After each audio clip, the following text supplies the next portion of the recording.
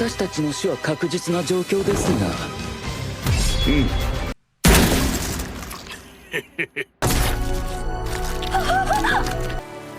俺と琥珀ももう長くは持たないだ。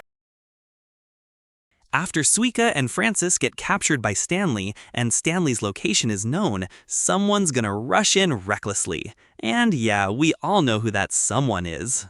Meanwhile, Ryusui thinks it's for the best, since Senku's team needs time to get the Medusa rebooted.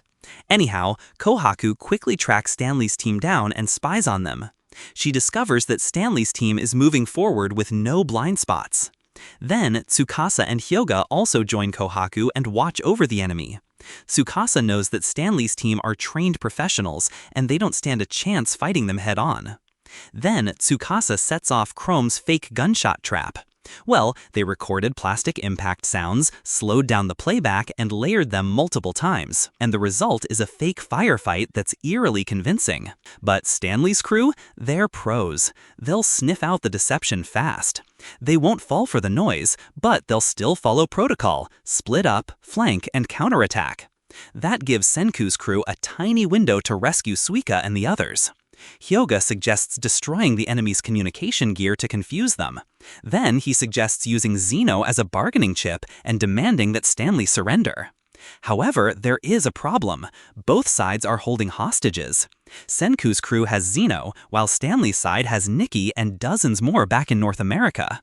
If Senku's crew harms Xeno, Stanley will alert the base and retaliate. But if Stanley loses comms, his leverage vanishes. Since everyone's life is at stake, Hyoga even suggests sacrificing Suika and the others to save everyone. Though, their best bet at this moment seems to be destroying the communication device. However, their reconnaissance mission turns into an all-out fight when they are discovered by Maya.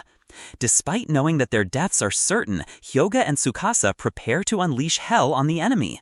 Thus, the three engage the enemy with everything they've got. Meanwhile, Kohaku has a bittersweet thought. I never would have thought the day would come when the three of us fought together. Both Tsukasa and Hyoga obliterate the enemy in close-range combat. Tsukasa even saves Kohaku and tells her to go destroy the communication device.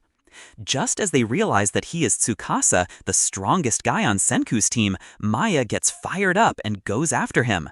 However, despite being an MMA champion like Tsukasa, she is no match for his power. Tsukasa effortlessly knocks her out with just one hit, leaving everyone in shock. However, seconds later he is shot in the chest by Stanley's team. Tsukasa then recalls his words about the past world, which was tainted by the weapons of science. Now that I think about it, Senku probably didn't develop guns because Tsukasa was against it. That's just a guess though. Knowing Senku, he could have easily done it if he really wanted to. Then, Hyoga also sacrifices himself and stops Stanley so that Kohaku can destroy the communication device. Hyoga even tells Kohaku not to waste time on him and to get the job done. Hyoga, we may have hated you in the past, but you proved that humans can change, and you have earned my respect. The same goes for Tsukasa.